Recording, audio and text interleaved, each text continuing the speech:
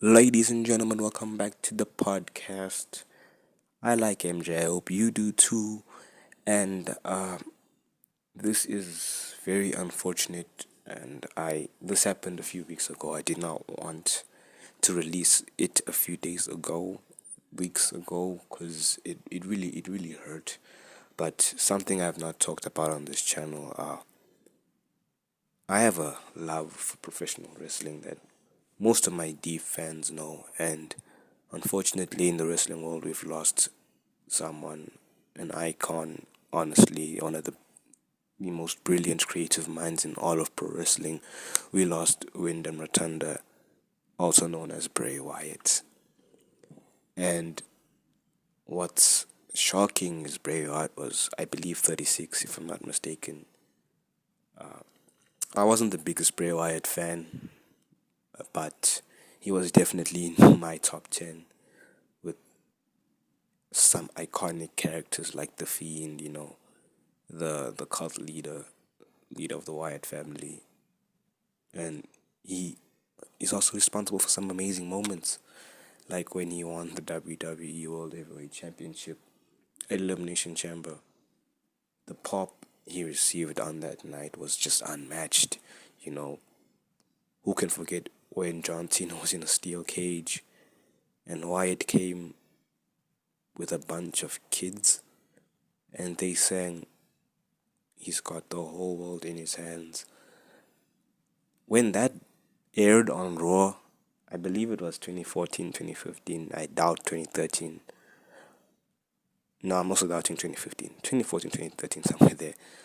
But that night, I believe, in the first grade, maybe 7 years old.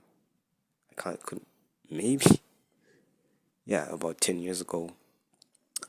I hope I'm right. But that night, I remember I was in awe, I was in fear. Because at that time, you don't really understand pro wrestling because you're young and you don't have access to the internet where there's Dave Meltzer and there's all these people that say all these stuff, that predict all these things. But back then, I was convinced it was real. And seeing Bray Wyatt just against John Cena, a guy that kids look up to if you're a wrestling fan, a guy that always gets back up, just seeing him so helpless in that ring, it really got out a lot of emotion in me. But looking back, that's why I enjoyed that segment so much. Bray Wyatt could get out feelings that most wrestlers could not at that time.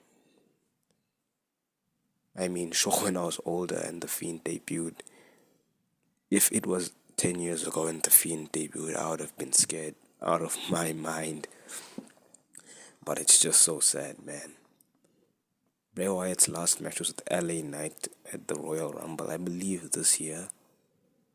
And he did win, but that match I didn't really enjoy it. But if Bray was proud of that match, then that's him. He was supposed to wrestle at WrestleMania 39 with Bobby, but his illness kept him out. We didn't know how serious it was, and now we do. It's just not the same, without Wyatt, especially since he was rumored to return. The tribute show on SmackDown a few weeks ago was quite nice. And man, I believe Terry Funk also passed, but I don't really I knew Terry Funk, but I didn't know him deep enough to like feel what I'm feeling for Wyatt. John Newb also passed away, Luke Harper, and but that was a really long time ago, I believe.